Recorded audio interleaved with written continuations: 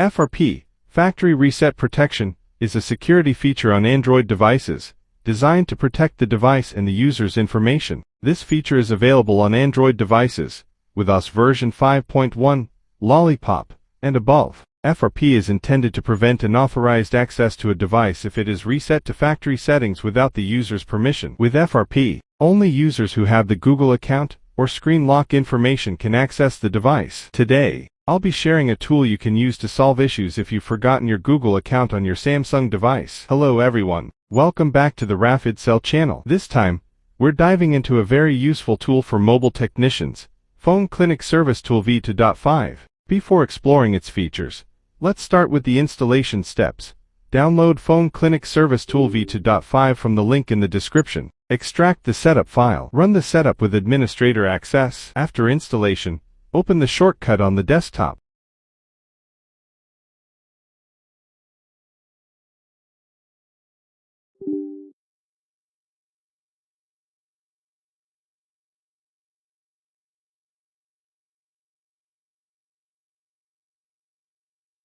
Enter the login password Bismillah to access the tool. Once the tool is ready, let's go over the key features offered by Phone Clinic Service Tool V2.5.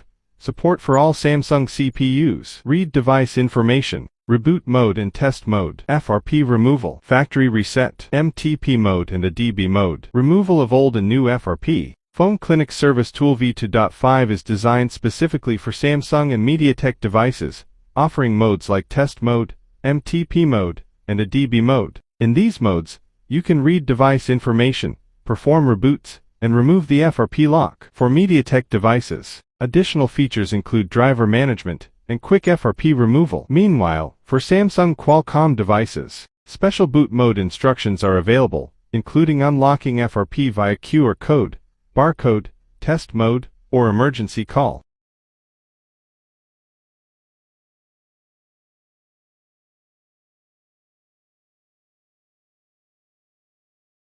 This tool also supports Samsung Qualcomm models such as SMAE115F, SMAE115M, SMAE115U1, and many others, with support for test point and download mode reboot. To optimize functionality, Phone Clinic Service Tool V2.5 also includes essential drivers such as USB_DK64, libUSB 3.2, Qualcomm, and Samsung.